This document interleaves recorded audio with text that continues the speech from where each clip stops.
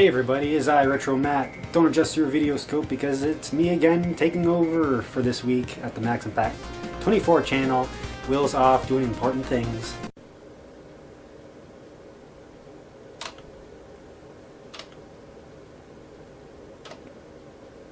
And so I'm going to be taking over and talking about my collection of Turbo Grafx-16 games. So just a little backstory, whatnot. I first came across the Turbo Grafx-16. Well, there was commercials in the early 90s, but the first time me and Will ever actually came across it was our friend Brandon. And our friend Brandon had a Turbo Grafx-16, and his dad had a Turbo Grafx-16. So we'd go over to his house and play a bunch of awesome, amazing games. And but the first time I actually picked up my own copy was in probably mid-2000s, and it was at a yard sale. And I came across it, the whole box and everything, for $1.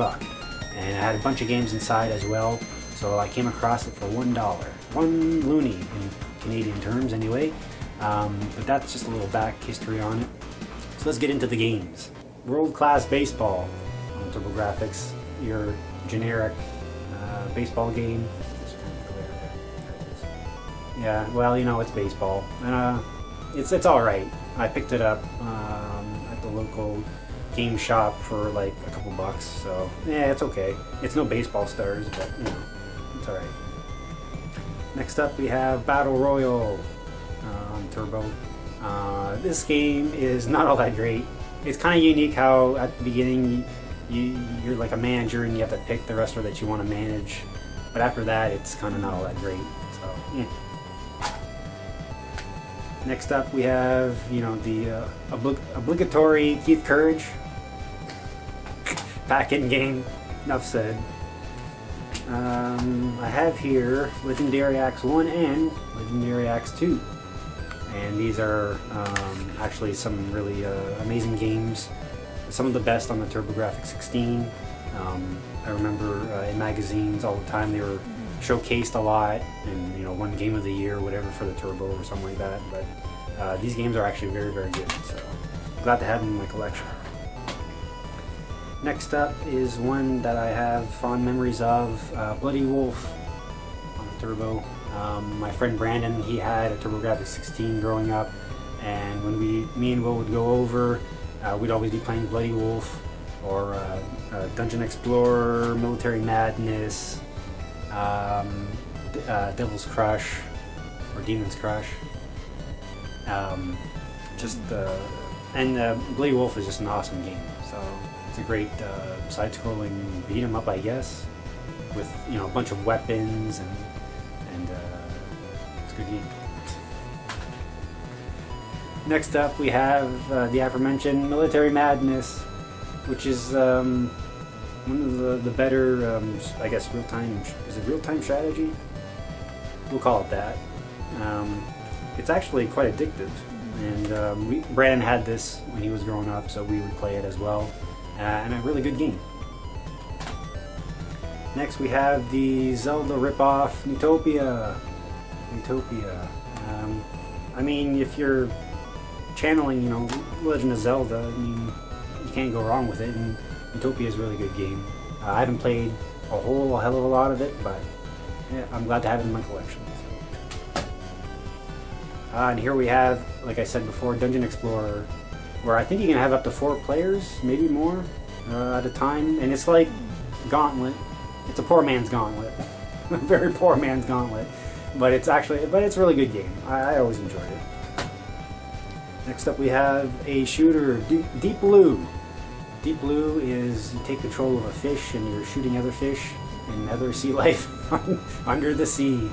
But it's a really good shooter, actually. Very underrated. The Turbo has a bajillion shooters, but this is quite unique, and I'm glad to have it in my collection. Next up, we have Pac-Land. Pac-Land, I don't know too much about it, besides that you're Pac-Man. It was okay, but I don't remember too much else of it, but there you go. Next up, we have Vigilante, a great beat 'em up, side-scrolling beat 'em up. that I really enjoyed. It's kind of like the sequel to Kung Fu in a lot of ways. Actually, it's probably like like a clone of Kung Fu, but it's a really good game and I enjoyed it. Good graphics. Next up, I have Dragon's Curse. I don't know too much about it, so we'll leave it at that. Dragon's Curse.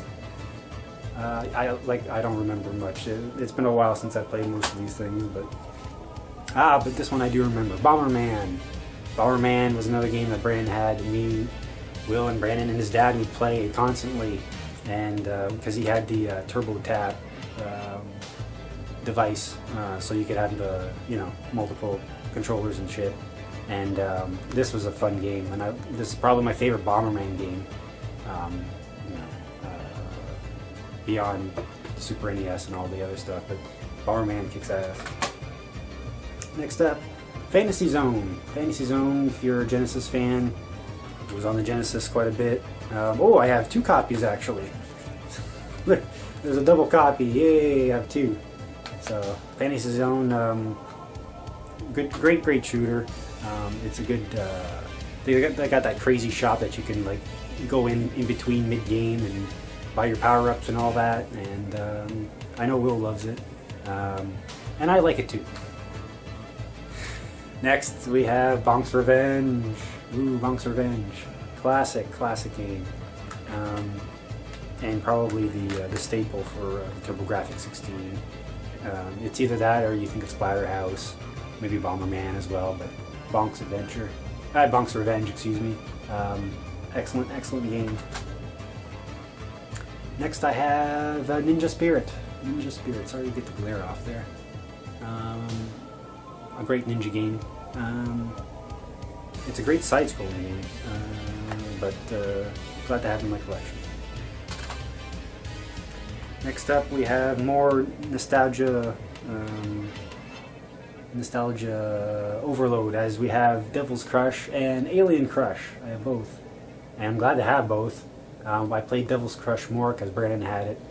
His dad would constantly play it at his house whenever we'd be there, and he'd be playing Turbo. This would be like the first game they would play.